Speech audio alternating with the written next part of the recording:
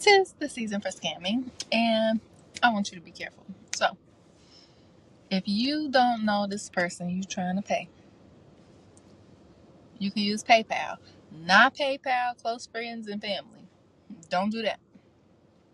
My second suggestion would be if you're going to use Apple Pay, I wouldn't do it.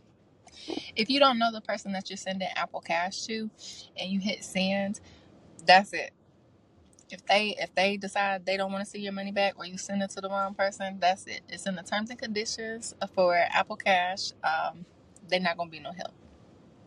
So be careful who you send money to. Like, even if you buying something in person, like I've heard stories, and I did an Apple Cash campaign for a little while. I worked for them, and I got a lot of phone calls, and it's scary. I mean, scams can happen all type of way. I saw where people were purchasing dogs for Christmas, like hour away, out of state, and the morning of the purchase, the seller would be like, "Hey, the puppy's a little bit ill. He needs some shots. I'll take him. Send me $50." They sent $50 more outside of the deposit that they already sent the person for the puppy, mind you, and at that point, the person goes to pick up their puppy. So they go to the designated location that the seller suggested, and nobody's there. So they've already sent a deposit, plus this $50 for shots, drove an hour, and the seller and the puppy is nowhere to be seen. So that's happened. I got a call about somebody jacking the iPad that they were supposed to be buying. Like, they handed over the money and then the person took off running.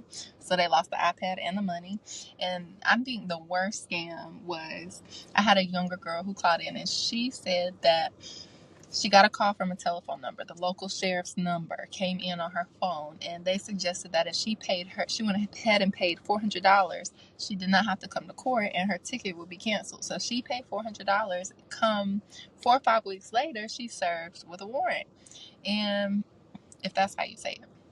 But basically, she was about to be under arrest for not going to court.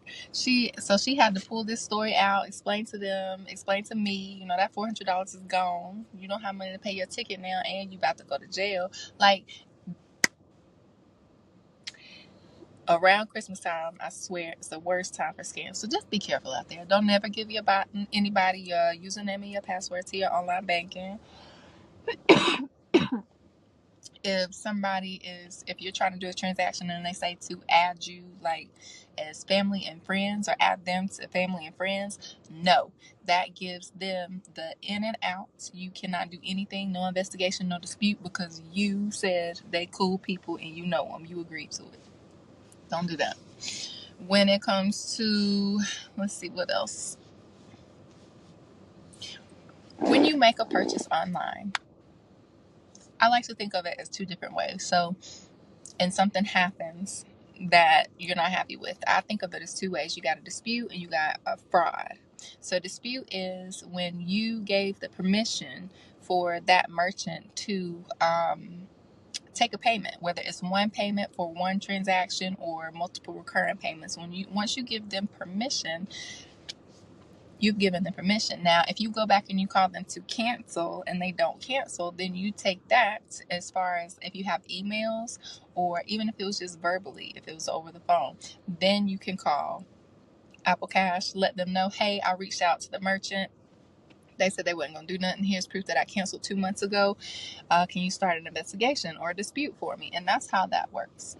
So disputes are normally 7 to 10 business days. Sometimes you get a provisional credit. And if a provisional credit is granted in the beginning of that investigation, and if it comes back that it was in your error or your fault, that provisional credit will be taken back. They'll take that money back. So they'll normally give you like a case or a file number. When you file the dispute, you want to hold on to that so you can check the status.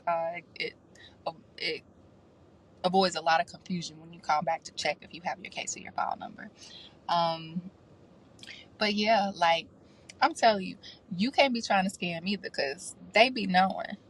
You can't call them and say, hey, somebody hacked my Apple Cash, when your face code on there. If you mess around and you unlock your phone because somebody say, hey, can I borrow your phone and make a call real quick, and then they swipe everything from your Apple Cash and send it to their account, bruh, it's a hard one. is a hard one, because at the end of the day, they want to protect you, but you have to protect yourself too. You can't be falling for every trick in the book. Like, I know you want to keep your money, and at the end of the day, yes, your financial institution does have some type of responsibility in certain situations. All right. Most of the time, it's up to you to discern how you spending your money. They're not stepping in to tell you or delegate none of that. So when you are spending, and when you are, making these moves on these TikTok shops and stuff, and these cars is hot, I guess one more tip on top of that: when you do a debit card dispute, that's your money that these scammers are stealing. Your rent money, your electric money, your grocery money, and that 7 to 10 business days is long for that investigation. My suggestion would be, if it's a questionable purchase, if it's online, you don't know these people, load a prepaid debit card.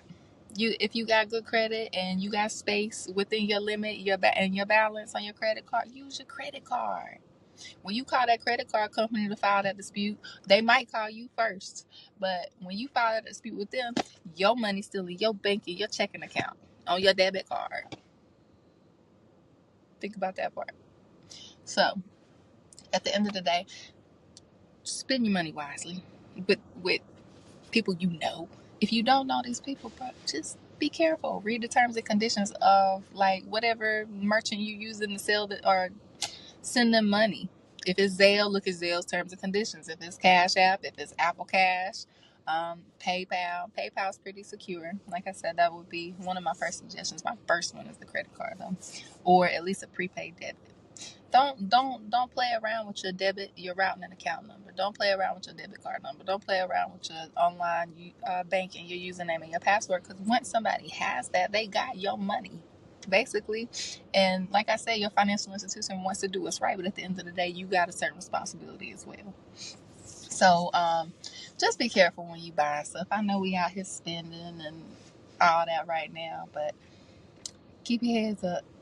Don't send the wrong person no money on Apple Cash either, because that's pretty much it.